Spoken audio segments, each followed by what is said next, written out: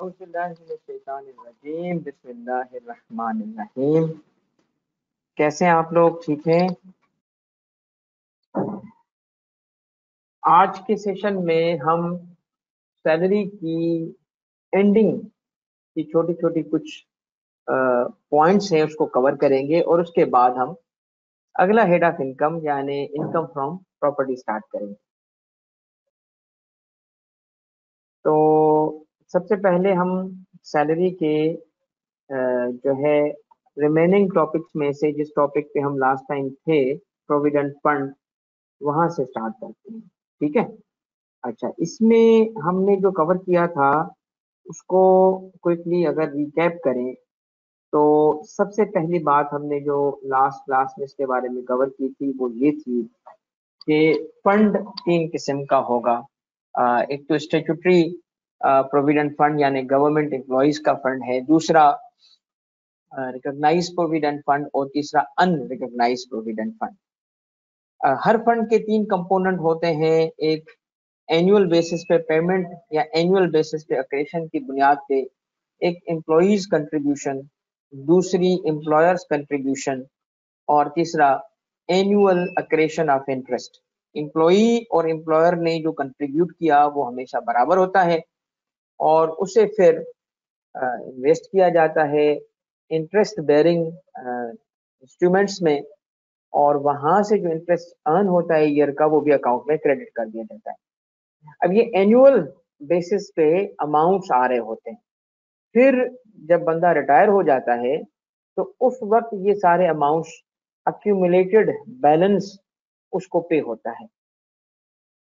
जो बात हमने पिछली क्लास में की थी और जो सबसे इम्पोर्टेंट बात थी वो ये कि सैलरी रिसीव्ड बेसिस पे टैक्स होने की वजह से एनुअली ये अमाउंट टैक्सेबल नहीं है। अव्वल तो तीन अमाउंट्स में से जो एम्प्लॉई की अपनी कंट्रीब्यूशन है वो टैक्सेबल नहीं है, क्योंकि अपने टैक्स की हुई सैलरी से अपने ही प्रोविडेंट फंड अकाउंट में पैसे क्रेडिट करना और वहां से फिर उसको रीपे करवाना is not a taxable activity in the sense के इनकम अर्न नहीं हो रही। उसके ओवर एंड अबाउ जो पेमेंट मिलेगी जिसमें एम्प्लॉयर्स कंट्रीब्यूशन और इंटरेस्ट हैं, ये दोनों कंपोनेंट टैक्सेबल हैं। और अब तीनों कंपोनेंट्स को अगर हम देखें तो पहला कंपोनेंट तो इस वजह से एम्प्लॉयज कंट्रीब्यूशन टैक्सेबल नहीं है क्योंकि वो इनकम ही नहीं है। उसके बाद एम्प्लॉयर्स कंट्रीब्यूशन और इंटरेस्ट इसलिए एनुअल बेसिस पर टैक्सेबल नहीं है कि रिसीव नहीं हुआ। कब टैक्स होगा इफ एनी? जब वो मिलेगा। अब ये उसूल जब हमने रखा और आ गई किस चीज पे, आ गई इस चीज पे कि तीनों फंड्स के तीनों अमाउंट्स को अगर एनुअल बेसिस पे देखें तो गवर्नमेंट एम्प्लॉइज का जो प्रोविडेंट फंड है वो सबसे आसान है, क्योंकि एम्प्लॉइज कंट्रीब्यूशन टैक्सेबल है नहीं क्योंकि वो इनकम नहीं है। एम्प्लॉयर्स कंट्रीब्यूशन और इंटरेस्ट इसलिए टैक्सेबल नहीं है क्योंकि वो मिला नहीं, और जब वो एक्चुअली मिलेगा तो उस वक्त एग्जाम्प्ट कर दिया गया सेकंड शेड्यूल के मुताबिक। ये बात क्लियर हो गई। अब आ जाए अनरिकॉग्नाइज फंड की तरफ। उसमें भी इसी तरीके से था कि एनुअल बेसिस पे टैक्स नहीं हो सकता। क्यों नहीं हो सकता? क्योंकि या तो इनकम नहीं है या तो मिला नहीं। पहला। और इसके बाद जब मिलेगा तो उस वक्त वो फुली टैक्सेबल होगा क्योंकि अनरिकॉग्नाइज प्रोविडेंट फंड को नॉर्मल ट्रीटमेंट दी गई है।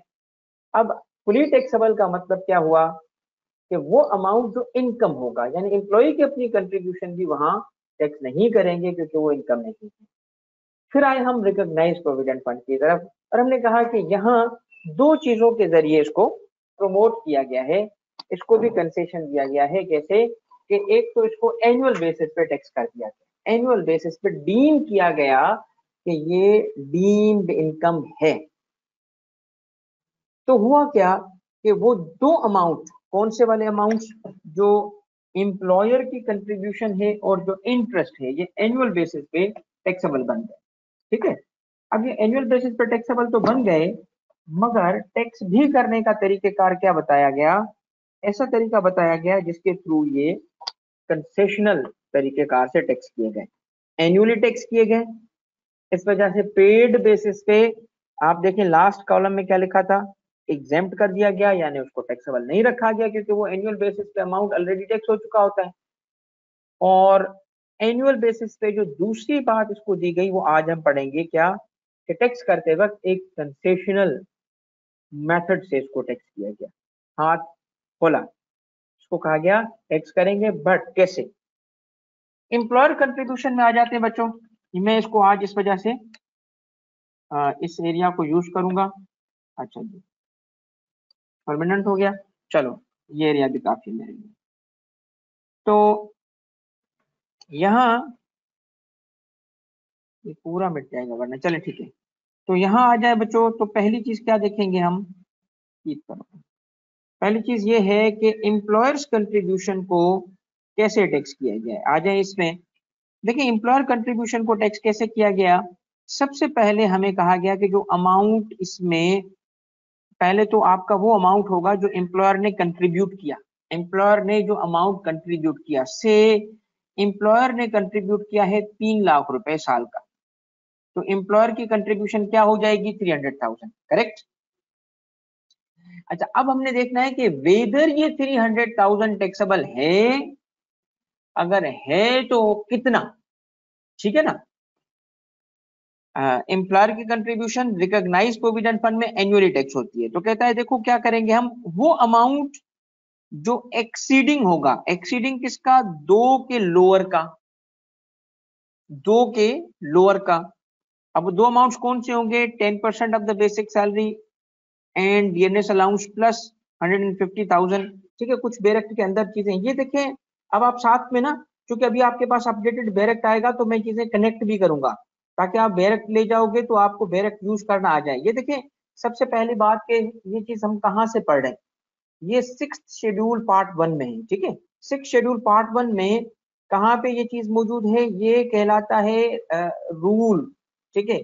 शेड्यूल के अंदर ये कहलाता है रूल 3 कहलाता है ये, ठीक है। रूल 3 के अंदर क्या लिखा है बच्चों, ये देखना जरा, एम्प्लॉयर्स एनुअल कंट्रीब्यूशन व्हेन, ये लफ्ज देखो क्या लिखा है, deemed to be income received by employee. इसका मतलब क्या हुआ कि डीम्ड टू बी इनकम है, और ये किसके लिए है, रिकॉग्नाइज्ड प्रोविडेंट फंड के लिए, ठीक है। रिकॉग्नाइज्ड प्रोविडेंट फंड के लिए डीम्ड टू बी इनकम का मतलब समझ रहे हो क्या, हकीकत में इनकम नहीं है, लॉ मेकर को पता है, क्यों, रिसीव ही नहीं हुई, ठीक है। तो ये बात मैं क्यों शो कर रहा हूं, अभी आपको मैं आगे चल के किसी जगह मुझे काम आएगा तो साथ में मैंने ओपन कर लिया। लेट्स रिज्यूम बेटा, आज शो नहीं हो रहा, मैंने रिज्यूम कर दिया था। ओके बेटा, ये मैंने, अच्छा ठीक है ठीक है। अच्छा बच्चों, ये चीज मैं जो अभी बात कर रहा था स्क्रीन पे दिखा देता हूँ, ठीक है। सेफ बेटा मुझे बता दिया मेरे चीते ने, ठीक है। मेरे साथ मेरा चीता बेटा होता है, तो उसने बता दिया स्क्रीन शो नहीं हो रही बच्चा। ये देखो, ये मैं आपको स्क्रीन शो कर रहा था, ये पॉइंट आपको बता रहा था। Let's resume. अब हम स्टार्ट कर रहे हैं, अल्लाह का नाम लेके। तो बेटा ये चीज हम पढ़ने जा रहे हैं क्योंकि हमारा जो टाइम है इसमें हमने आज इंशाल्लाह अच्छी खासी कवरेज करनी है। लाइक ऑलवेज ये क्लास भी इंशाल्लाह आप इंजॉय करोगे। तो जो मैं आपको अभी शो कर रहा था बच्चों, ये है कि जो हम अभी कवरेज कर रहे हैं वो 6th शेड्यूल है। 6th शेड्यूल, उसका पार्ट 1 किससे डील करता है, रिकॉग्नाइज्ड प्रोविडेंट फंड से डील कर रहा है। ये आपके सामने आ गया। इसमें हम आते हैं रूल 3 की तरफ। ये आ गया आपका रूल 3, ये रूल कहलाते हैं। रूल 3 क्या लिखा है, employers annual contribution, employers annual contribution, मगर ये लफ्ज देखिए, व्हेन डीम्ड। इसका मतलब ये, इस पे मैं पॉइंट बता रहा था कि इसका मतलब लॉ मेकर को पता है कि ये हकीकत में इनकम नहीं है, डीम करवा रहा है।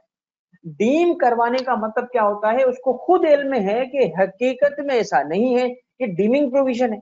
अब डीम करवाने के लिए या तो सीधा लफ्ज डीम इस्तेमाल करेगा, या टेकन टू इस्तेमाल करेगा, या ट्रीटेड एज इस्तेमाल करेगा, मगर जब भी ये लफ्ज इस्तेमाल करेगा तो इसका मतलब क्या है, लॉ मेकर को खुद पता है कि ये हकीकत में ऐसा नहीं है।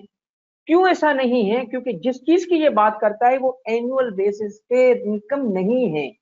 मिलेगी तो इनकम बनेगी ना, क्योंकि मिली नहीं है तो इसने क्या करवा दिया, डीम।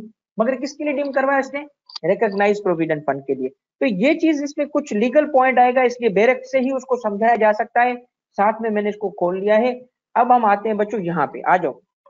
क्या लिखा है बच्चों, अमाउंट क्या होगा, एक्सीडिंग लोअर ऑफ 10%। 10% जो लिखा है ना वहां पे 10% ऑफ सैलरी लिखा है, सैलरी। मगर सैलरी की डेफिनेशन जो 6 शेड्यूल की है उसमें कहा गया कि सैलरी वो है, डिफाइन कर रहा है salary for the purpose of 6 schedule. कैसे डिफाइन करता है पता है? कहता है जिसमें से अलाउंस निकाल दो, परक्विजिट निकाल दो, तो बचा क्या? अलाउंस निकालो, परक्विजिट निकालो, तो बेसिक सैलरी रहेगी। तो मैंने इसलिए सादा जबान इस्तेमाल की, 10% ऑफ द बेसिक सैलरी। मगर वहां एक बात और लिखी होती है क्या, कि उसके साथ डीएनएस अलाउंस जुड़ा हुआ होगा। विच मीन्स के क्या करोगे आप, बेसिक सैलरी लोगे, उसमें डीएनएस अलाउंस ऐड करोगे, उसका 10% लोगे, ठीक है ना। ये नहीं करोगे कि बेसिक सैलरी का 10% लिया और फिर उसमें डीएनएस अलाउंस ऐड कर दिया, नहीं, पहले दोनों अमाउंट ऐड करो फिर उसका 10% दो। पहला अमाउंट हमें मिल गया, मिल गया पहला अमाउंट। सर जी पहला अमाउंट क्या है? 10%। किसका? बेसिक सैलरी का। और बेसिक सैलरी में क्या चीज ऐड होगी? अगर गिवन है तो, अगर है गिवन तो डीएनएस अलाउंस ऐड होगा। ये हो गया आपका अमाउंट 1, अमाउंट 1, राइट। अब ये डियरनेस अलाउंस किसको कहते हैं? डियरनेस अलाउंस कहते हैं एक किस्म के इन्फ्लेशन अमाउंट को। इन्फ्लेशन, डियरनेस इन्फ्लेशन को कहते हैं। इन्फ्लेशन की वजह से कोई अलाउंस दिया जाए तो वो डियरनेस अलाउंस कहलाता है, ठीक है। और चूंकि ये डियरनेस अलाउंस की जो लॉजिक होती है वो ये होती है कि भाई देखो मिसाल ले लें, डियरनेस का मतलब क्या है? ये इन्फ्लेशन बढ़ी, इन्फ्लेशन बढ़ी तो जो आपकी सैलरी होगी, कॉस्ट आपकी जो होगी, यानी जिसको कहना कि आपकी परचेसिंग पावर कम हुई, कम हुई इन्फ्लेशन की वजह से। तो 30,000 रुपए थे, 35,000 रुपए थे, या 1,35,000 थे, या 2,35,000 थे, तो इन्फ्लेशन बाय 5% बढ़ती है, तो 5% से आपकी वैल्यू गिरेगी, सही होगी बात। तो उसका अगर ग्रोथ नहीं दे रहा एम्प्लॉयर, तो कम से कम सेम लाइफस्टाइल तो मेंटेन करने के लिए कोशिश करे ना। तो अब एक क्या तरीकेकार होता है? एक तरीका होता है सैलरी बढ़ा दो।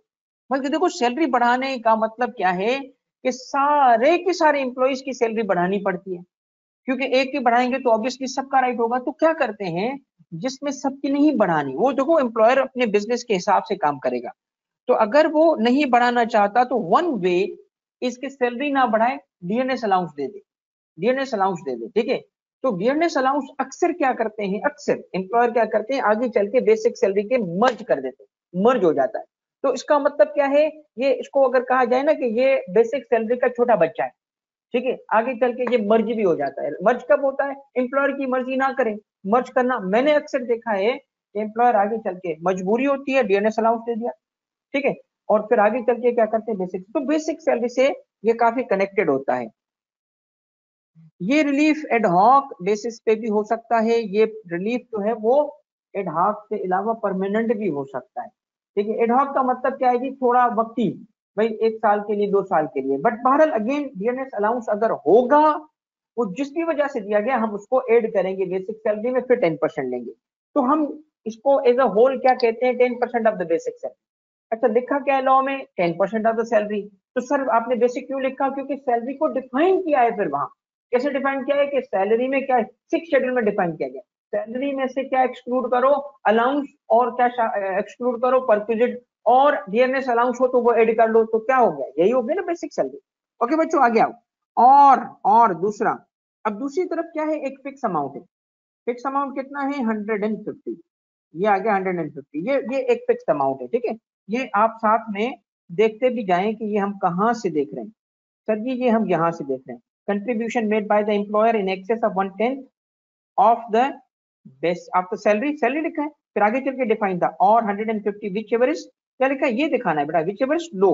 बस आप विच एवर इज लो देखा, वापस आ जाओ मेरी स्लाइड पे। 10%, 1/10 का मतलब 10%, और दूसरा क्या 150। दोनों में से क्या लूं बच्चों बताओ?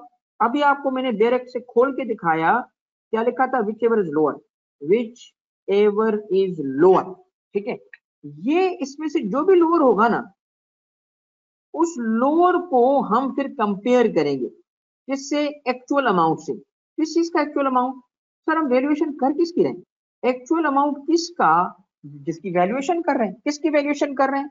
एम्प्लॉयर कंट्रीब्यूशन की कर रहे हैं, कि एम्प्लॉयर ने एक्चुअली कंट्रीब्यूट किया कितना।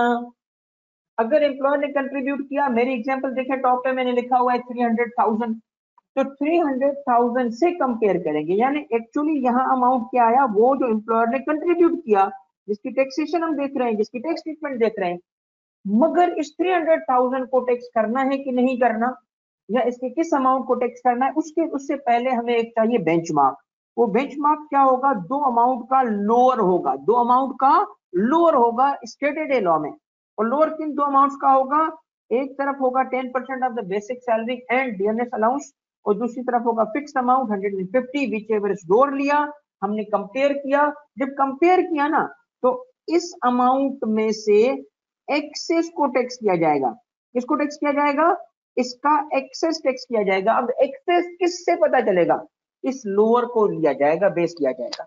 यानी लेट सपोज अगर 150,000 हमारा बनता है फिक्स अमाउंट, ठीक है, फिक्स का मतलब है एक तरफ 150, दूसरी तरफ जो 10% बनता था वो बनता है बच्चों 100,000। ऐसे अजम्पशन ले रहा हूं, एक एग्जांपल ले रहा हूं, तो दोनों में से कौन सा लेना पड़ेगा, विचेवर इज लोअर।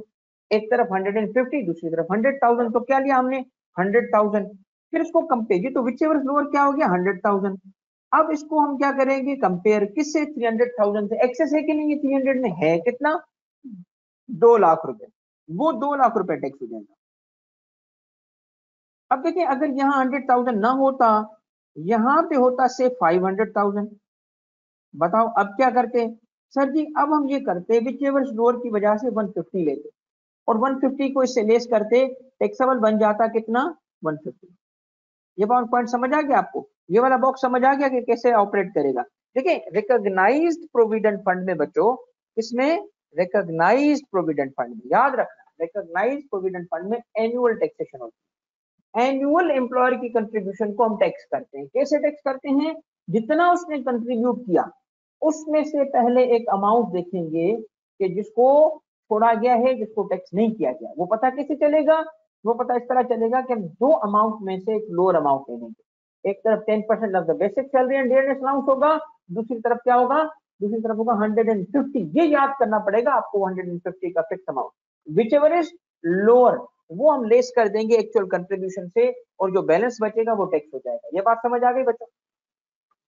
अब देखिए ये बात इस ऐसे ही तरीके से फिर इस अमाउंट को भी टैक्स किया गया है। किस अमाउंट को टैक्स किया गया है, इस अमाउंट को टैक्स किया गया है, जो कि यहाँ दूसरे बॉक्स में। मगर इसको पढ़ाने से पहले बच्चों मैं चाहूंगा कि आप इसका कानून पढ़ लो।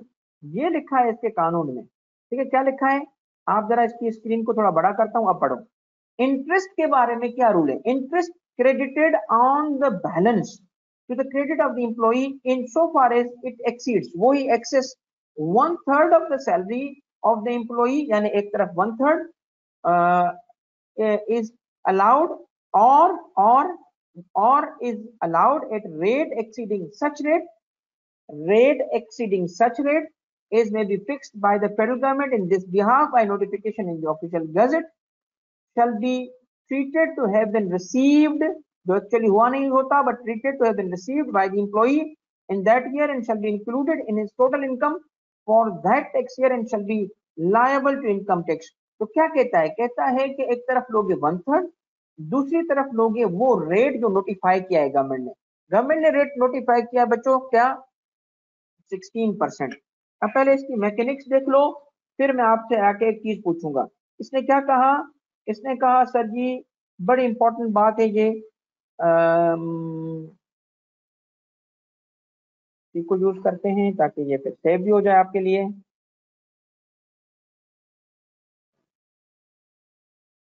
देखें क्या क्या इसने कहा, एक तरफ 1/3, ठीक है, फॉलो कर रहे हो मेरी बात को, बिल्कुल सही है सर, 1/3, 1/3 लेंगे, किसका 1/3 लेंगे सर जी, 1/3 लेंगे, बोलो बेसिक सैलरी का,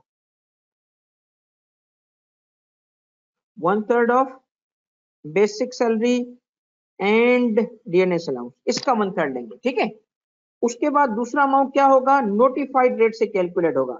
नोटिफाइड रेट क्या है, 16%। किस पे अप्लाई होगा, उस वक्त के, जिस ईयर की कैलकुलेशन हो रही है उसके अक्यूमुलेटेड बैलेंस पे अप्लाई होगा, जो उस वक्त का, क्योंकि देखो ना रेट जब हम अप्लाई करेंगे इंटरेस्ट रेट, तो इंटरेस्ट रेट किस चीज पे होता है, सारा का सारा जो बैलेंस होता है वो तो इन्वेस्टेड होता है। अब जो उस वक्त बैलेंस उस बंदे का था, उस ईयर का बैलेंस था, वो आपको गिवन होगा कि जी एज ऑन दिस डेट इसका ये बैलेंस था, उसका हम 16% निकाल लेंगे। एक तरफ ये आ गया। फिर ये एक बात क्या लिखा था, एक बात की थी कि एक्सीडिंग अमाउंट को टैक्स करेंगे, ये ठीक है, किसे करेंगे?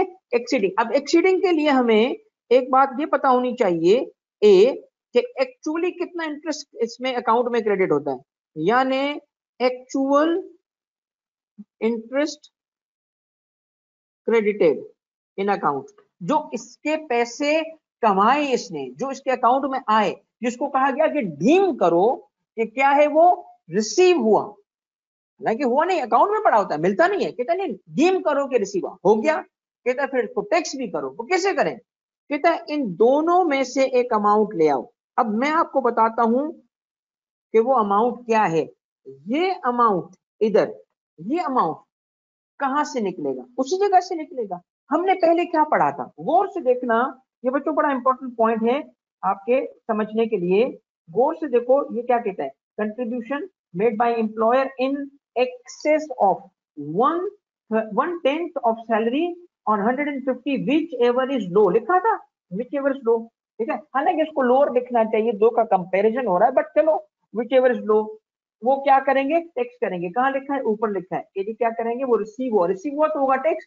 यहाँ देखो क्या कहता है, interest credited on the balance, यानी जो इंटरेस्ट उसको मिला तो the credit of the employee in so far as it exceeds, यानी इसमें भी एक्सेस को टैक्स कर रहा है, किसका? 1/3 ऑफ द सैलरी और 16% ऑफ द अक्यूमुलेट बैलेंस। मगर मुझे एक बात बताओ सोच समझ के, कि दोनों में से यानी 1/3 ऑफ द बेसिक सैलरी और 16% ऑफ द अक्यूमुलेटेड बैलेंस में विच एवर इज क्या लू? बताया नहीं इसने, बताया? ढूंढ के दिखा, चलो ढूंढ के दिखा, कहां बताया इसने? कहीं गिवन है? कहीं गिवन है? नहीं है गिवन। भाई जब नहीं गिवन, जब लॉ में गिवन नहीं है, तो याद रखना यहां मेरी बात, ये टैक्स लॉ है, इस लॉ पे थाउजेंड्स ऑफ जजमेंट है, हाई कोर्ट और सुप्रीम कोर्ट, वो ऑपरेट करेंगे। यहां हम ये नहीं करेंगे कि चूंकि ऊपर लिखा था लोअर इसलिए इधर भी लोअर ले आएंगे, नहीं। जब लॉ साइलेंट हो तो सुप्रीम कोर्ट का जो केस लॉ है वो फॉलो होगा। वो क्या कहता है? वो कहता है interpretation should be taken in favour of the tax payer. You have to interpret law when two equally valid, when two equally valid interpretations are available। एक तो होता है ना लॉ क्लियर। देखिए लॉ साइलेंट होना अलग बात है, लॉ को साइलेंट करना अलग बात है।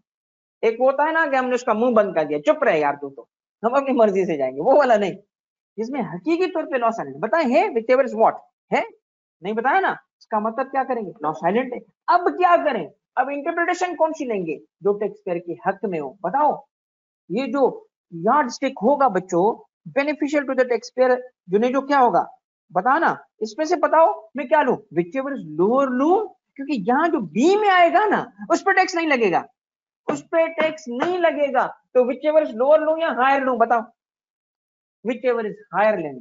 भाई मैं क्यों लोअर लूं? इसलिए कि ऊपर लिखा है, ऊपर लिखा होने की वजह से नहीं। अब सुने, मैंने ये कॉन्सेप्ट देखो, क्लैरिटी ऑफ कॉन्सेप्ट बहुत जरूरी, ठीक है। क्लैरिटी ऑफ क्या होना चाहिए भाई, बताओ ना लोअर क्यों लूं? भाई जस्ट बिकॉज के ऊपर लिखा था। अगर लॉ मेकर को लिखना होता दोनों के लिए तो एक क्या है, एक कन्वेंशन है क्या? सुनना मेरी बात को, law maker is never short of words. Law में उसूल क्या है? Law maker is never short of words. वो चाहता वो लफ्ज को इस्तेमाल करता, ए में किया बी में भी करता, नहीं किया ना तो हम अपनी तरफ से नहीं डाल सकते कि चल भाई इधर भी लोअर होगा, नहीं। फिर यहाँ ऑपरेट करेंगे क्या? वो कन्वेंशन जो कोर्ट्स ने डिसाइड किए। कोर्ट ने क्या डिसाइड किया? When the law is silent it has to be interpreted in favour of the taxpayer and it is higher, it is higher, whichever is higher. क्या लेंगे बच्चों?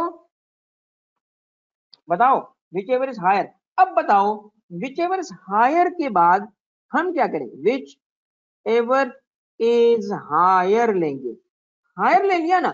अब दोनों को कंपेयर करेंगे, देखेंगे कि ए का कोई अमाउंट ऐसा है जो क्या हो गया? एक्सेस। अगर हो गया एक्सेस बच्चों तो उसको टैक्स किया जाएगा। समझ आई बात आपको? अगर कोई एक्सेस है तो इसे टैक्सेबल करार दिया गया।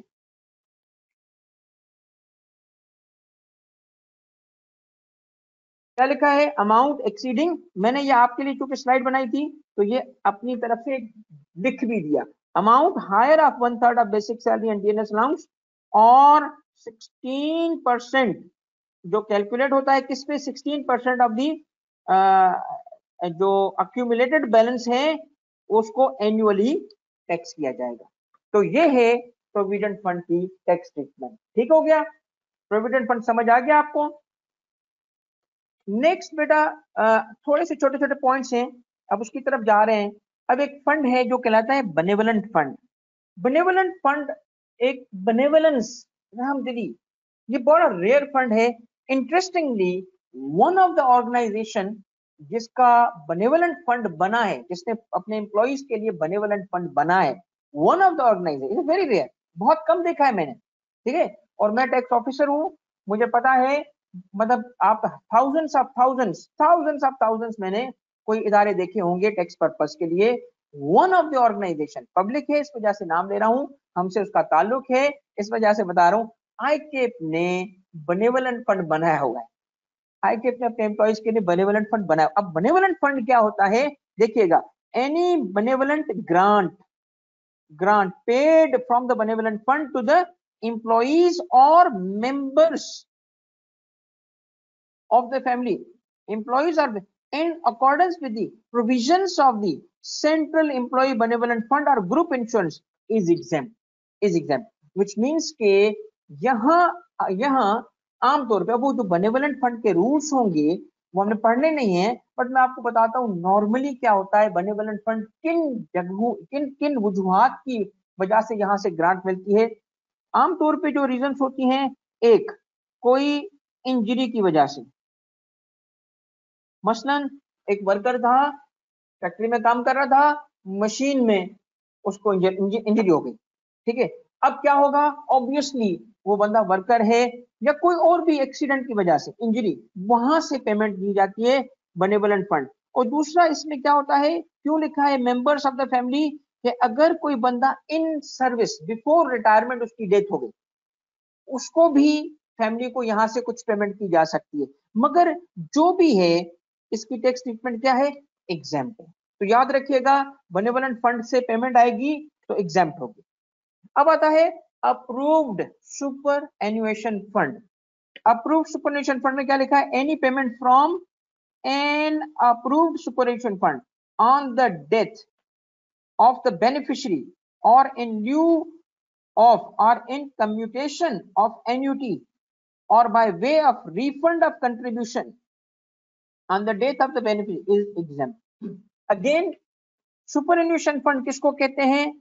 सुपरएन्युएशन फंड किसको कहते हैं बच्चों?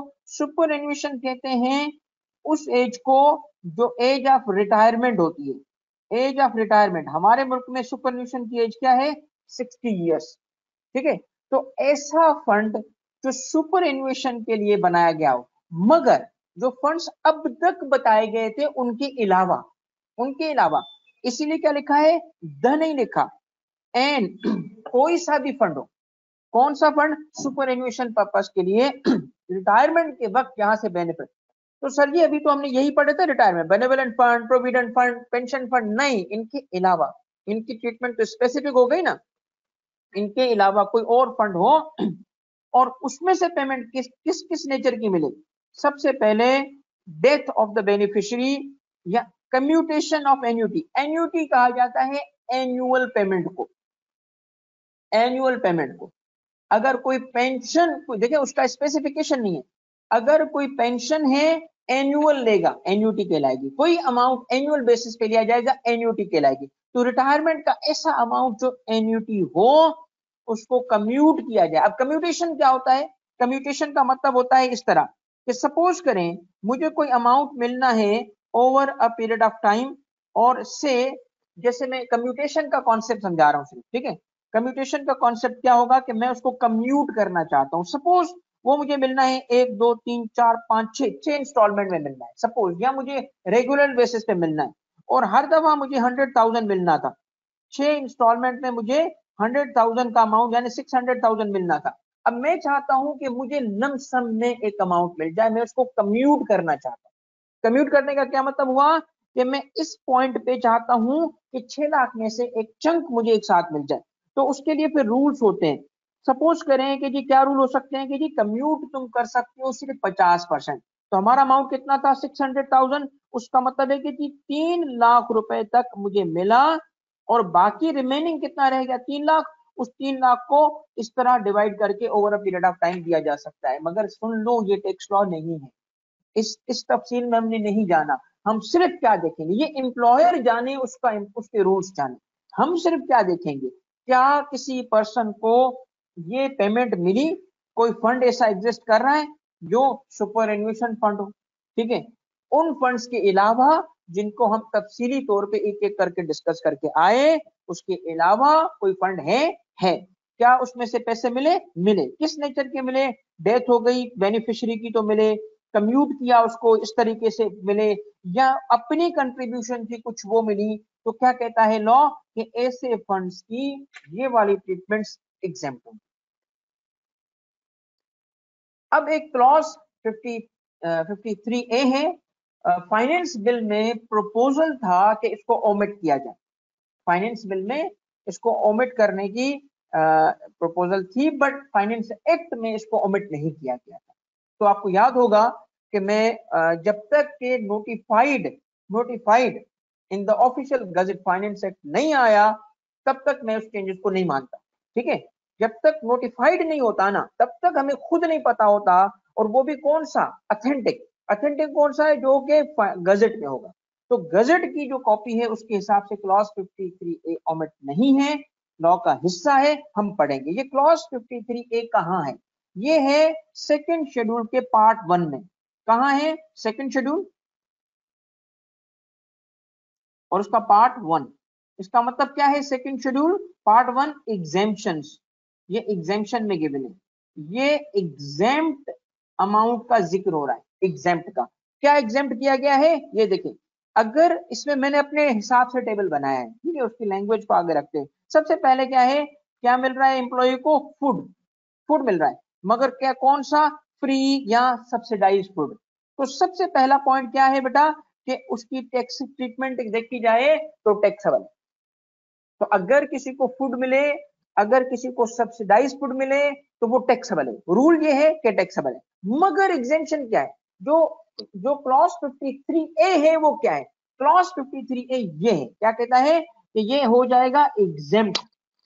कब हो जाएगा, व्हेन रिसीव्ड, पहली बात देखना, during duty hours condition by employee off, condition two, hotel and restaurant. यानी वो जो एम्प्लॉई है अगर रेस्टोरेंट का या होटल का एम्प्लॉई है और उसे ये मिला और वो भी ड्यूटी आवर में मिला तो एग्जेम्प्ट है, तो एग्जेम्प्ट है। सपोज अब इसकी तफसील जरूर बताएगा। सपोज करते हैं कि ये एक 5 स्टार होटल है और 5 स्टार होटल में एक मैनेजर काम करता है, उस मैनेजर को लंच फ्री है, तो लंच उसके ऑफिस टाइम में आता है। अब लंच की वैल्यू गिवन है से 1000 2000 5000 वॉट एवर पर मील, तो उस हिसाब से आप कैलकुलेट करोगे और एग्जाम कर दोगे। मगर यही चीज अगर कोई प्रोडक्शन कंपनी दे, अगर सर्विस इंडस्ट्री दे, मगर होटल ना हो, रेस्टोरेंट ना हो, तो क्या है उसकी टैक्स ट्रीटमेंट, उस सूरत में वो टैक्सेबल है। सेकंड देखें, सेकंड का ताल्लुक है एजुकेशन से, एजुकेशन से। देखिए अगर एजुकेशन का बेनिफिट, मगर एजुकेशन किसकी एजुकेशन होगी, चिल्ड्रन की एजुकेशन होगी। बंदा खुद जॉब कर रहा है तो मोस्ट लाइकली जो होगा वो उसकी अपनी एजुकेशन की बात नहीं होगी। तो इसकी टैक्स ट्रीटमेंट क्या है सर जी, वो भी वही है, टैक्सेबल है। अगर बच्चों को अगर एम्प्लॉयर पढ़ाएगा तो उसका बेनिफिट क्या है, टैक्सेबल है, क्योंकि उसका जाती बेनिफिट। मगर क्या हो जाएगा, क्लॉज 53A क्या है, ये है क्लॉज 53A, एग्जेम्प्ट होगा अगर प्रोवाइड करने वाला एजुकेशन इंस्टीट्यूशन हो और वो किसे, चिल्ड्रन ऑफ द एम्प्लॉइज को एजुकेट करे। अब आप कॉम्युनैलिटी देख रहे हो, कॉम्युनैलिटी देख रहे हो, पहले को लाते हैं बंदा कौन, एम्प्लॉय कौन, एम्प्लॉई यहां पे, ठीक है, और यहां पे एम्प्लॉयर, और उसके बाद बेनिफिट, ठीक है। देखिएगा ए एक एम्प्लॉय है, एम्प्लॉयर इसका कौन है, होटल या रेस्टोरेंट। और गौर से देखो कि वो प्रोवाइड क्या कर रहा है, प्रोवाइड क्या कर रहा है, प्रोवाइड वो ही चीज कर रहा है जो रेस्टोरेंट में बिकती है, जो होटल में बिकती। फिर दूसरा कौन है जनाब, sir ji B employee, employer कौन है इसका, एजुकेशनल इंस्टीट्यूशन। अब प्रोवाइड क्या हो रहा है, वही चीज यहां जो एम्प्लॉयर बेच रहा था, वही चीज यहां जो एम्प्लॉयर प्रोवाइड कर रहा है। यानी अगर मैन्युफैक्चरिंग यूनिट हो, लीजिंग हो, फाइनेंशियल हो, कोई और हो, वो एजुकेशन प्रोवाइड करे, टैक्सेबल हो जाएगा। देख रहे हो। फिर आ जाए तीसरा, free and subsidise medical treatment. अब देखना गौर से, इसमें कौन होगा, ये एग्जेम्प्ट है। कब एग्जेम्प्ट है, जब हॉस्पिटल या क्लिनिक, कौन, हॉस्पिटल या क्लिनिक का एम्प्लॉय हो। अब इस पे तो हम पहले ही बात कर चुके हैं, याद है कि जी अगर फ्री मेडिकल ट्रीटमेंट होगी, हॉस्पिटलाइजेशन बोथ या रीइंबर्समेंट होगी तो फुली एग्जाम्प्ट है, तीन कंडीशंस मीट हो। फिर हमने अलाउंस की बात की थी, मेडिकल अलाउंस, जो कि इस इन कैटेगरी के सारे बेनिफिट्स पे डिपेंड करता है, याद है। देखो वो तो था आम एम्प्लॉइज के लिए, आम एम्प्लॉइज के लिए। यानी हमें देखना पड़ेगा कि एम्प्लॉय किसका है। अगर कोई एम्प्लॉय हॉस्पिटल या क्लिनिक का है ना, तो वो जनरल रूल उन पे अप्लाई नहीं करेगा, उन पे ये क्लॉज अप्लाई करेगा 53A, जिसके मुताबिक क्या है, हॉस्पिटल का एम्प्लॉय है, क्लिनिक का एम्प्लॉय है, और उसको प्रोवाइड क्या किया जा रहा है, वो वही सर्विसेज जो एम्प्लॉयर खुद प्रोवाइड करता है, बेचता है। तो क्या हो जाएगा, स्ट्रेट एग्जाम। याद रखना, यहां वो कंडीशंस नहीं लाओगे जो बाकी लोगों के लिए बेनिफिट थी। मगर यहां मैंने देखे एक ही बुलेट बनाया है, टैक्सेबल नहीं बनाया, क्योंकि मेडिकल बेनिफिट्स होंगे तो बाकियों के लिए भी एग्जेम्पशन हासिल है उसमें। वो एग्जाम्पशन हम पहले पढ़ चुके हैं, वो आप अलबत्ता याद होगा आपको। अब ये तीन गिनवाने के बाद जनरल प्रोविजन डाल दिया। जनरल प्रोविजन क्या है, एनी परक्विजिट, एनी और benefit for which the employer does not have to, बेटा वो चाहिए, charger for which the employer does not have to bear marginal cost. क्या हो जाएगा वो एग्जाम। अब देखो ये बड़ी इंपॉर्टेंट बात कर दी इसने, मार्जिनल कॉस्ट। अगर कोई सा भी बेनिफिट हो, अगर जो लिस्ट में नहीं है इसमें, तीन के अलावा कोई सा भी हो, मगर एक चीज याद रखना, पहले वाले फीचर में, पहले वाले का फीचर, दूसरे वाले का फीचर, तीसरे वाले का फीचर, इन सबके फीचर्स है ना, क्या है कॉमनैलिटी, बर्ड बर्ड बर्ड, चौथे नंबर पे कुत्ता। ऐसा होगा नहीं दादा, जब बात कर रहे हैं किसकी, बर्ड बर्ड बर्ड, तो चौथा भी बर्ड होगा।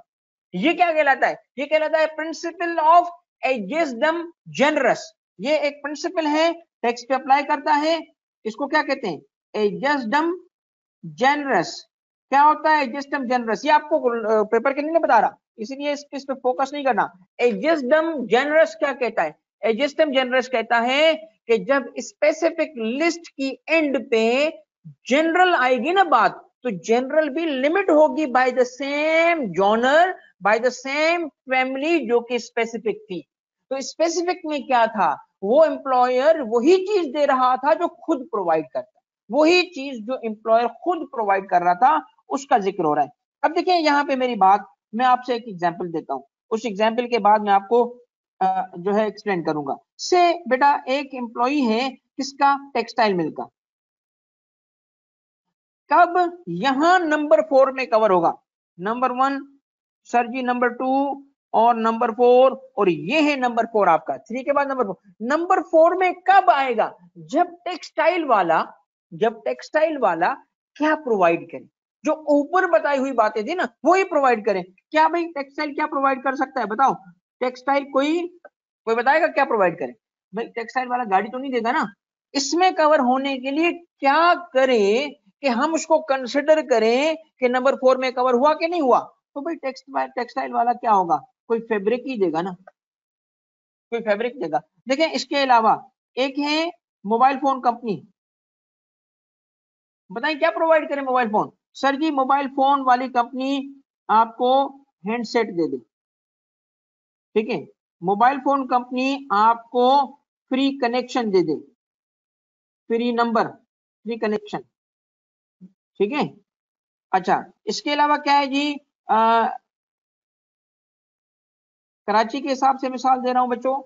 कराची जो है के इलेक्ट्रिक, ठीक है, जिस वापडा, बाकी मुल्क में जो वापडा होता है या मुख्तलिफ जैसे कंट्री पूरी कंट्री में मुख्तलिफ कंपनीज बन गई, डिस्ट्रीब्यूशन कंपनीज। तो कराची के हिसाब से एग्जांपल मैंने दी है के ई की। बताएं आगे क्या प्रोवाइड करूं? इलेक्ट्रिसिटी। देख रहे हो, यानी कुछ भी मिसाल यहां जनरल में उसी वक्त कवर करेंगे जब ऊपर की तीन की कॉमनैलिटी उसमें मौजूद हो। क्यों? एडजस्टम जनरस की वजह से। अब देखें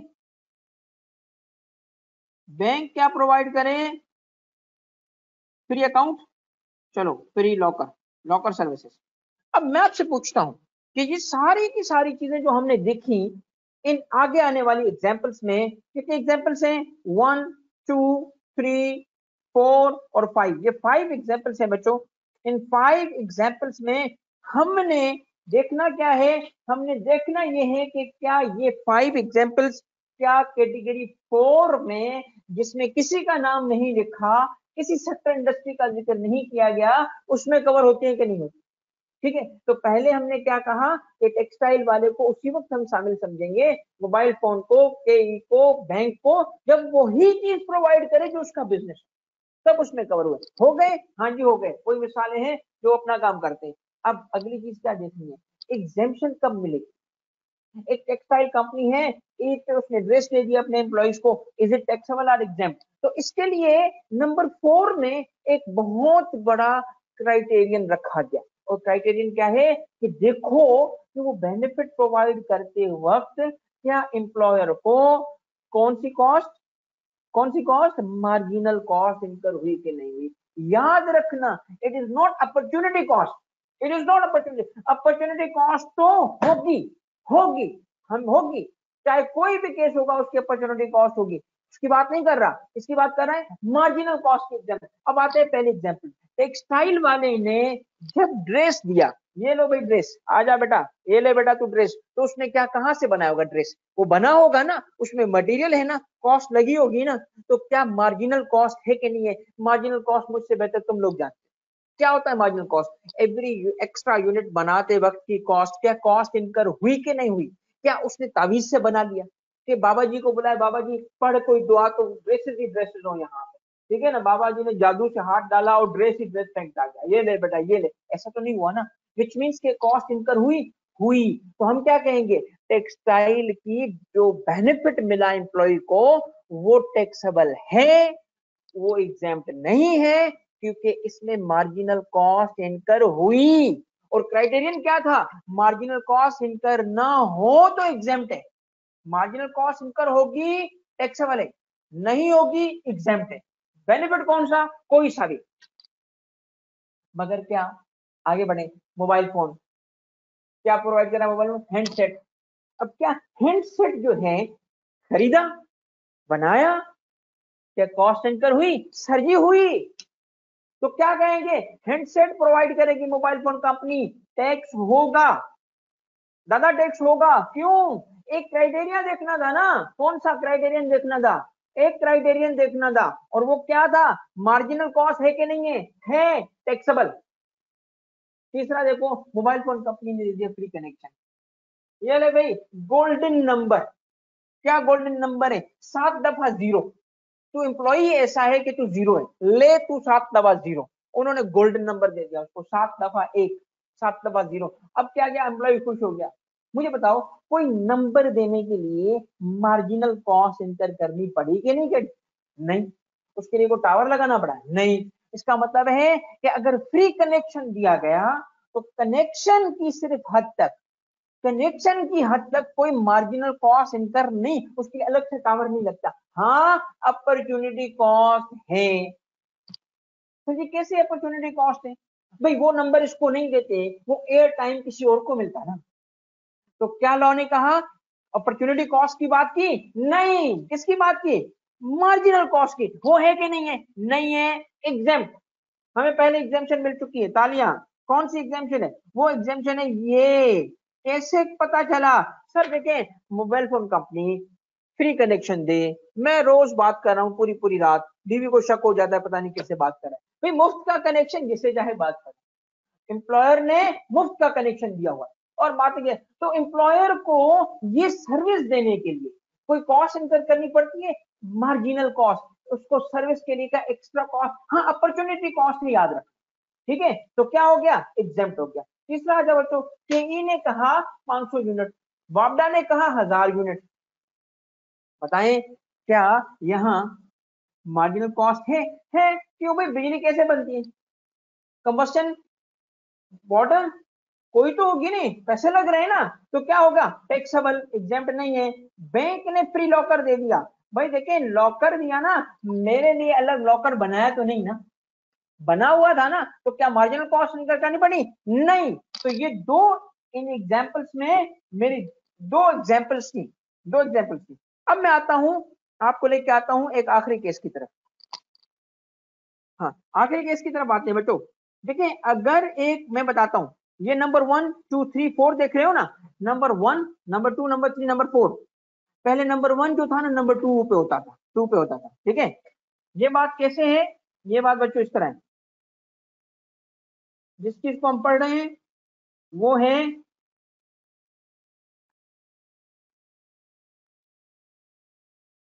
53A।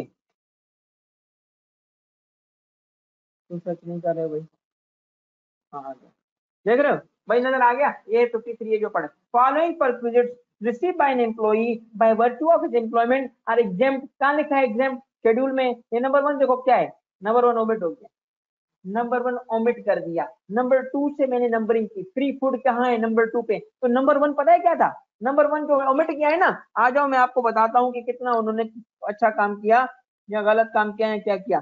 देखो हुआ क्या, यहाँ लिखा था ट्रांसपोर्टेशन सर्विसेज, ठीक है। देखो ट्रांसपोर्टेशन सर्विसेज में क्या था, अगर हमें PIA हो और हम पी के आए हो और हमें ये दें फ्री टिकट, PIA क्या दे रहा है हमें, एम्प्लॉय को फ्री टिकट, ऐसा होता तो नहीं होगा ना, या ऐसा ही होता है, फ्री टिकट। अब सोचो फ्री टिकट मिल रहा था, है फ्री टिकट, क्या एम्प्लॉयर ये फ्री टिकट एम्प्लॉयज को दे तो टैक्सेबल की एग्जेम्प्ट, पहले नंबर 1 पे लिखा होता था free passage to the employee exempt, number 1 पे एग्जेम्प्ट लिखा था, नंबर 1 पे एग्जेम्प्ट लिखा था, उस नंबर 1 को हटा दिया, ओमिट कर दिया। अब मैं आपसे पूछता हूं, बताओ इसकी टैक्स ट्रीटमेंट क्या है, इसकी टैक्स ट्रीटमेंट क्या है सर जी, ओमिट करके भी कोई तीर नहीं मारा, ओमिट तो कर दिया मगर फायदा कुछ नहीं हुआ, क्योंकि नंबर 4 तो अपनी जगह मौजूद है। नंबर 4 क्या कहता है, नंबर 4 कहता है any other perquisite, any other benefit, जिसमें क्या हो, जिसके अंदर मार्जिनल कॉस्ट इनकर ना होती हो, तो क्या है, एग्जेम्प्ट। अब मैं साबित कर देता हूं कि फ्री पैसेज आज भी एग्जेम्प्ट है, नंबर 4 पे एग्जेम्प्ट है ना। बताओ मैं एम्प्लॉय हूं PIA का, मेरे बैठने से क्या एक्स्ट्रा फ्यूल लगेगा क्या, तारीख सुनी तेरा वजन ज्यादा हो गया यार, तेरी वजह से एक्स्ट्रा जहाज भरना ना वो स्लो चलते हैं, ऐसा होगा नहीं। हाँ अपॉर्चुनिटी कॉस्ट है, नॉन अपॉर्चुनिटी कॉस्ट को बेस नहीं बनाया, किस चीज को बेस बनाया, मार्जिनल कॉस्ट, वो तो नहीं है ना। As employee of airline, as employee of a transportation company, मैं ये एग्जेम्पशन क्लेम करूंगा, क्यों नंबर 4 पे मैं आ रहा हूं, आई बात समझ। उन्होंने ओमिट कर दिया था इस नियत से टैक्स कर, मगर नंबर 4 को चेंज नहीं किया ना उन्होंने, नंबर 4 को तो चेंज करना था ना, क्या उसने जनरल क्राइटेरिया रखा, मार्जिनल कॉस्ट ना हो, वो तो नहीं है। भाई मैं मिसाल लेता हूं बेटा, मैं जाता हूं लाहौर से मोटरवे के जरिए इस्लामाबाद, ठीक है, और मेरी ट्रांसपोर्टेशन कंपनी क्या करती है, मुझे फ्री सर्विस देती है, जब चाहो तारीख तुझे फैमिली के साथ तू इस बस पे बैठ सकता है, क्यों भाई तू इस बस कंपनी का एम्प्लॉई है, तो मेरे लिए क्या एक्स्ट्रा वो क्या स्टूल लगाते हैं, क्या बोलते हैं उसको, चेयर लगाते हैं क्या, मैं उन्हीं में से बैठ जाता हूँ एक चेयर पे जो बनी बनाई, क्या मेरे बैठने से एक्स्ट्रा कोई मार्जिनल कॉस्ट इनकर होती है, नो। हाँ अपॉर्चुनिटी कॉस्ट है, मुझे ना बिठाते तो रेवेन्यू कमा लेते, तो लॉ ने इसकी बात तो नहीं की ना अपॉर्चुनिटी कॉस्ट की, किसकी बात की, मार्जिनल कॉस्ट की। तो क्या हो गया बच्चों, बताओ बताओ क्या हो गया, एग्जेम्प्ट हो गया, क्यों, अपॉर्चुनिटी कॉस्ट है, साइड पे करो अपॉर्चुनिटी कॉस्ट को, इसकी बेसिस पे फैसला नहीं होगा, फैसला किस बेस पे होगा, मार्जिनल कॉस्ट पे, वो है नहीं है, नहीं तो क्या होगा बताओ, एग्जेम्प्ट हो जाएगा। अच्छा बच्चों, अब आती है एक बड़ी इंटरेस्टिंग चीज, foreign source salary of a resident individual. पहली बात तो ये है कि इस सेक्शन में रेजिडेंट इंडिविजुअल को की फॉरेन सोर्स सैलरी पे एग्जेम्पशन दी गई है, ठीक है।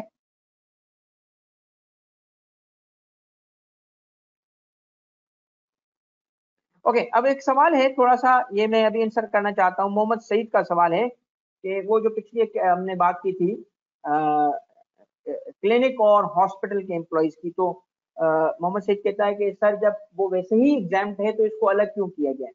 तो सईद बेटा देखो, वो एग्जाम्प्ट तो है मगर वहाँ कंडीशंस थी, यहाँ कंडीशंस ही कोई नहीं ना। वहाँ तीन तीन कंडीशंस, क्या क्या जरूरत है कंडीशन। देखो बेनिफिट वहाँ कवरेज का भी हो सकता है, देखो वहां मना नहीं किया। इसका मतलब है कि एक एम्प्लॉई जो किसका एम्प्लॉई है, किसी हॉस्पिटल का, किसी क्लिनिक का, वो दो जगह कवर हुआ, वहां पे भी कवर हुआ बिकॉज वो एम्प्लॉई है, और यहाँ पे भी कवर हुआ क्योंकि स्पेसिफिकली कवर्ड है। दोनों में से हम इसको कहाँ कवर्ड मानेंगे, जहां स्पेसिफिक होगा, और स्पेसिफिक में इसको ज्यादा फायदा है, इस वजह से इसको सेपरेटली मेंशन किया गया है, ठीक है। आगे बढ़े बच्चों, सही ठीक है भाई, सेफ ठीक है, आगे बढ़े। सर पेरेंट, ठीक है, ओके। अच्छा अब देखो ये वाला जो कॉन्सेप्ट है, पहले इसको पढ़ाएंगे फिर एक चीज कवर करेंगे। सबसे पहली बात हमें क्या समझनी है, फॉरेन सोर्स सैलरी। अब आप याद रखना, जब भी किसी इनकम को हम पढ़ेंगे ना, तो हमें एक चीज, चूंकि आप एडवांस लेवल पे पढ़ रहे हो, तो सोर्स पे क्लियर होना चाहिए, सोर्स पे क्लियर होना चाहिए। इसका मतलब क्या हुआ, मैं ना एक सेक्शन सेक्शन 101 ज्योग्राफिकल सोर्सेज, बड़ा इंपॉर्टेंट सेक्शन है आपके लिए, ठीक है। कैफ लेवल में हम जिक्र भी नहीं करते इसका, एडवांस लेवल में हर आए दिन इसका जिक्र हो रहा होगा। कौन सा सेक्शन 101, सेक्शन 101, सेक्शन 101 क्या है, ज्योग्राफिकल सोर्सेज ऑफ इनकम। इसमें पता चलता है कि इनकम कब पीएसआई और कब एफएसआई बनती है, कोई भी इनकम कब। अब सैलरी, रेंट, बिजनेस, कमीशन, एक एक इनकम का यहां तस्करा होगा। इसीलिए इस सेक्शन को मैं उस इनकम को पढ़ाते वक्त पढ़ाऊंगा, ना कि मैं लिस्ट बता दूं और कहूं रट्टा लगाओ। नहीं नहीं नहीं, ये नहीं चलेगा दादा। हम क्या करेंगे, हम इनकम को पढ़, अब कौन सी पढ़ रहे, सैलरी। यहां के लिए मैंने एक चीज रखी है, सोर्स ऑफ इनकम बताना। तो पहले तो मैं कवर करूंगा किस चीज को बच्चों, सोर्स ऑफ इनकम में सैलरी। पाकिस्तान सोर्स इनकम कब बनती है, ठीक है, सैलरी पाकिस्तान सोर्स इनकम कब बनती है, ये इस पे क्लियर होना। फिर मैं आपको एक टीजर दूंगा, टीजर, ठीक है ना। टीजर, टीजर समझते हो किस चीज को है, एक मेंटल टीजर दूंगा, टॉर्चर नहीं, टीजर, ठीक है ना। मेरी क्लास में इंशाल्लाह एंजॉय ही करोगे। कोई भी सब्जेक्ट पढ़ाते वक्त, चाय ठंडी हो गई है, चाय ठंडी हो गई है, इमोशन अभी भी स्ट्रॉन्ग है। हाँ भाई, तो बेटा 101 जो है, 101 ये आ गया आपका, थोड़ा सा और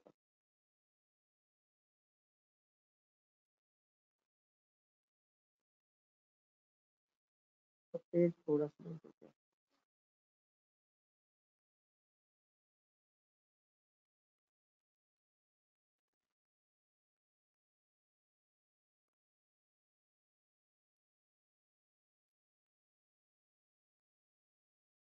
ये आ गया बेटा 101, ठीक है।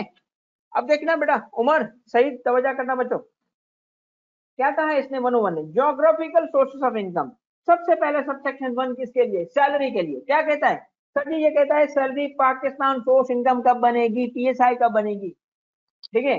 अब देखो, सैलरी जो पढ़ते हैं, चलो भाई सैलरी पढ़ते हैं, तुम एक सेकंड सबर कर, साइड पे हो जा सैलरी, एक सेकंड रुको। ये देखो आखिरी सबसेक्शन क्या कहता है, an amount shall be foreign source income, amount shall be foreign source income to the extent to which it is not a Pakistan source income।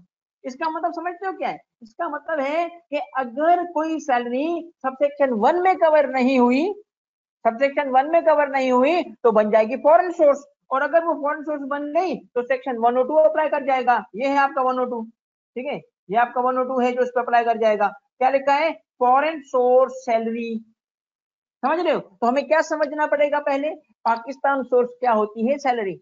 आई बात समझ? आ जाएंगे पाकिस्तान सोर्स कब होती है? Salary shall be Pakistan source income to the extent to which the salary is received from employment exercised in Pakistan. Employment exercised in Pakistan मगर wherever paid. तो deciding factor क्या हो गया sir ji? Employment exercise in Pakistan में employment होनी चाहिए, वो बना देगा उसको पाकिस्तान सोर्स इनकम। पहली चीज, ठीक है। दूसरी, अब वेर एवर पेड का मतलब है पाकिस्तान में पे हो या मुल्क से बाहर हो, मगर होगी क्या? अब देखें पाकिस्तान, ये याद रखना, याद करना, की पॉइंट बता रहा हूं, इसको याद करो। देखें, एक जैपनीज एम्प्लॉय है जो पाकिस्तान में काम करता है, एक चाइनीज एम्प्लॉय है, एक अमेरिकन है, एक ब्रिटिश है, एक सूडानीज है, ठीक है। ये काम करते हैं पाकिस्तान में, मगर पैसे रिसीव करते हैं दुबई में, पैसे रिसीव करते हैं अपने मुल्क में। जिस मल्टीनेशनल में काम करते हैं वो हर जगह मौजूद है, वहां उनको वो पैसे मिल जाते हैं। बताएं क्या इस इनकम को पाकिस्तान में टैक्स करेंगे कि नहीं करेंगे? करेंगे। क्यों? पाकिस्तान सोर्स इनकम बन चुकी है। अब वो बंदा रेजिडेंट है तो उसकी वर्ल्ड इनकम यहाँ टैक्स होगी, नॉन रेजिडेंट है तो भी हम यहाँ टैक्स करें। आई बात समझ? दूसरा, एक बात और है कि सैलरी इज पाकिस्तान सोर्स कब इज पेड बाय पेमेंट के हिसाब से, पेड बाय और on behalf of the federal, provincial और लोकल गवर्नमेंट। अगर पेयर उसका गवर्नमेंट है, तीनों में से कोई गवर्नमेंट, तीन ही तो गवर्नमेंट है, फेडरल, प्रोविंशियल और लोकल गवर्नमेंट है। अब सिर्फ पेमेंट की वजह से वो क्या बन गई? सैलरी पाकिस्तान सोर्स बन गई। अब सुनना, वेयर एवर एम्प्लॉयमेंट एक्सरसाइज, अब इरेलीवेंट बन गया क्या उसका एक्सरसाइज होना?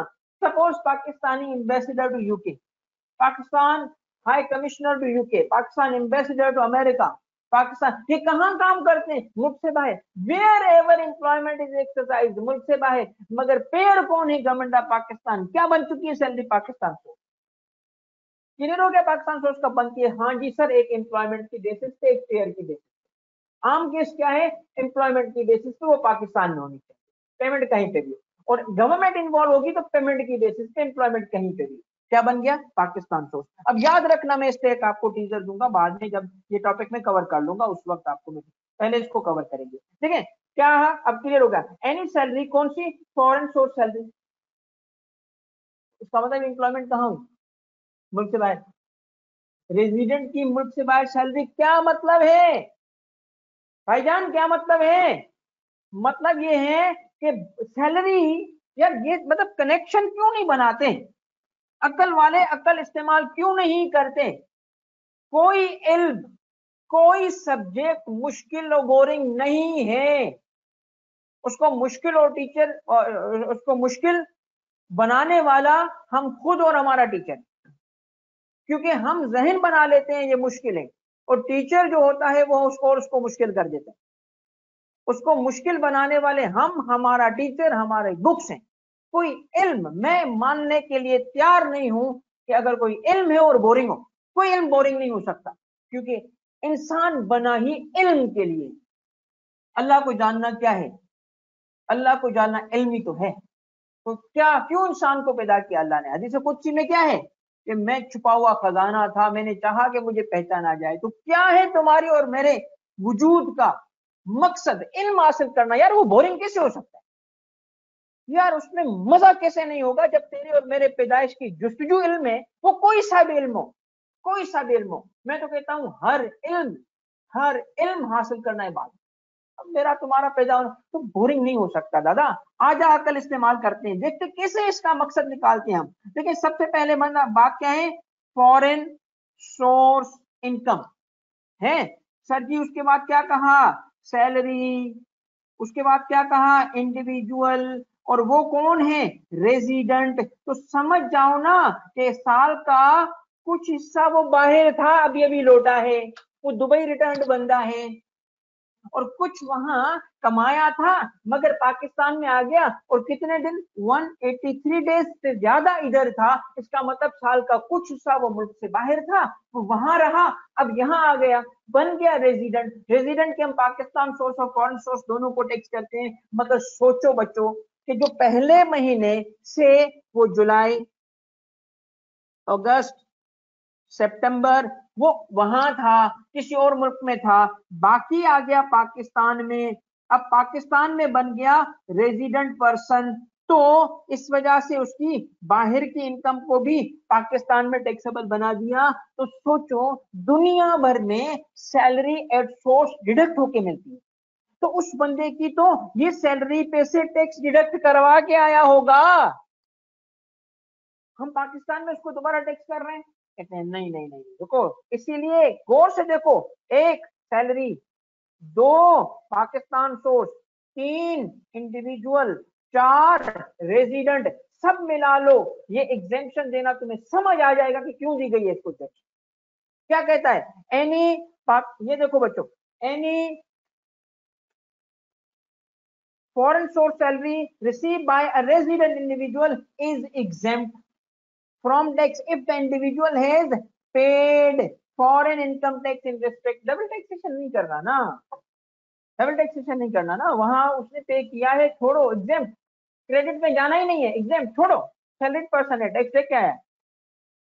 When foreign income tax is treated as paid, कब कहेंगे कि पे हुआ, देखो ना पाकिस्तान में आएगा क्या कहेगा जी मेरी जुलाई अगस्त और सितंबर की मैंने जो है ना सैलरी पर टैक्स दिया हुआ है, कहाँ दिया हुआ है, कुवैत में, कहाँ दिया है जी आपने, अमेरिका में देके आऊं जी, एविडेंस, एविडेंस भी तो लाओ। एक बंदा कहेगी सऊदी अरब में, तो सऊदी अरब में तो इनकम टैक्स अभी आया है, कुछ अरब कंट्रीज में शायद अभी भी इनकम टैक्स नहीं है, ऐसे मुल्क का कहेगी मैंने वहां इनकम टैक्स दिया, हम कहेंगे सुभान अल्लाह, ठीक है, जहां है ही नहीं तुम कैसे दिया।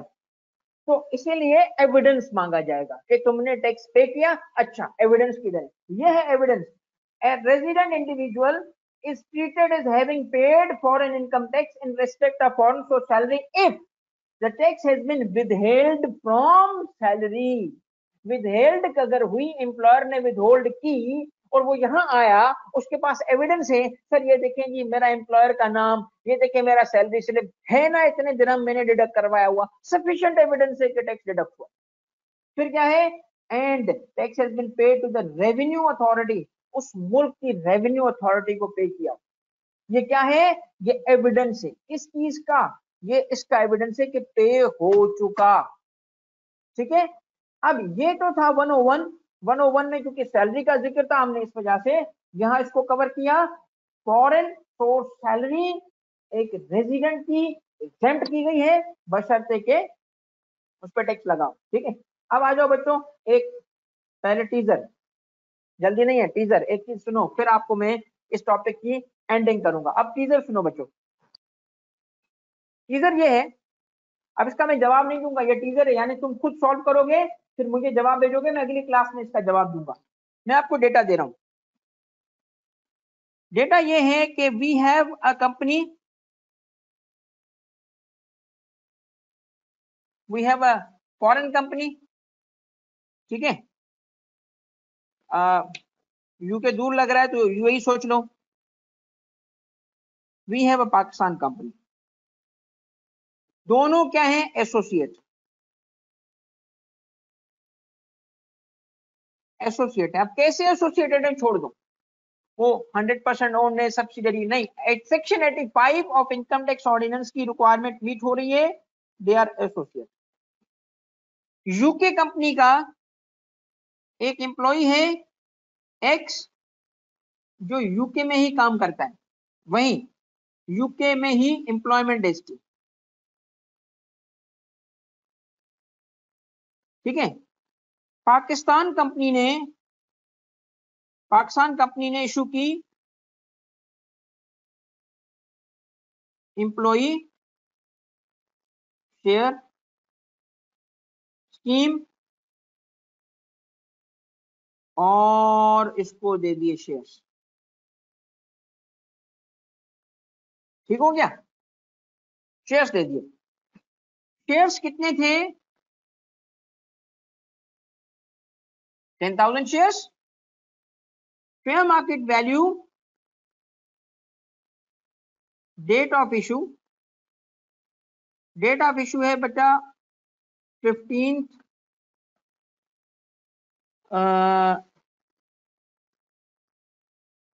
May 21 और fair market value on date of issue is 250 rupees per share. ठीक है, कॉस्ट क्या पे करनी पड़ी इंप्लॉय को? कॉस्ट का आपको याद है मैंने एक इनफॉर्मल टर्म यूज किया था, ORS। ORS क्या था? ऑप्शन राइट और शेयर्स के लिए जो पेमेंट करनी पड़ी, किसको? एक्स को। एक्स को एम्प्लॉय शेयर स्कीम में आने के लिए कॉस्ट कितनी इंकर करनी पड़ी? 0। या आप कुछ भी ले लो, ये फैक्ट इतना इंपॉर्टेंट नहीं है, कॉस्ट इज नॉट इंपॉर्टेंट। ठीक है, चलो अगर आप कहीं यहां ना फंस जाओ इस वजह से मैं कॉस्ट दे देता हूं, merely 25,000 rupees, lump sum 25,000 rupees, that's it। अब you need to calculate requirement,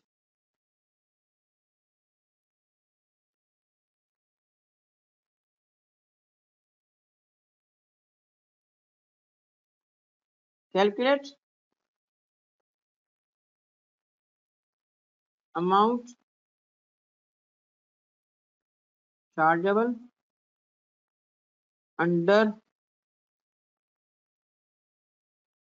income tax ordinance 2001। कर लोगे? सिर्फ इतना बता दो, कर लोगे बच्चों? उमर, सईद, सैफ, अहमद, सारे बच्चे भाई, सनाउल्ला, अबूजर भाई बताओ, कर लोगे? जल्दी जल्दी कंफर्म करो, डेटा समझ आ गया या कोई सवाल आपको है? कर लोगे? मरियम ठीक है, उसामा चलो बेटा, अब ये आपके असाइनमेंट है मेरी तरफ से, अगली क्लास में जाएगा, अगली क्लास में आपने इसको सवाल को आपने सॉल्व करना है। ठीक हो गया? आपको मैंने सारी तफसील बता दी और मैंने इस सवाल को आपको अगली दफा क्लास में डिस्कस करना है। और ये हो गया इस टॉपिक का। थैंक्स। सैलरी में बच्चों एक चीज रहती है विद होल्डिंग। ठीक है, इनिशियली मेरा ख्याल ये था कि मैं साथ में विद होल्डिंग कवर करवाऊं, but then I had second thought, I said no. इसलिए कि मैं चाहता हूं कि पहले टॉपिक कवर करने के बाद जब मैं विद होल्डिंग पे आऊंगा ना, तो विद होल्डिंग का ग्रिप के साथ साथ उसको मैनेज करना, एक होता है ना मैनेज करना। देखो विद होल्डिंग का जो सेक्शन है इतने फैले हुए हैं कि सबसे ज्यादा बच्चे को जो चीज तंग करेगी ना पेपर में वो विद होल्डिंग है।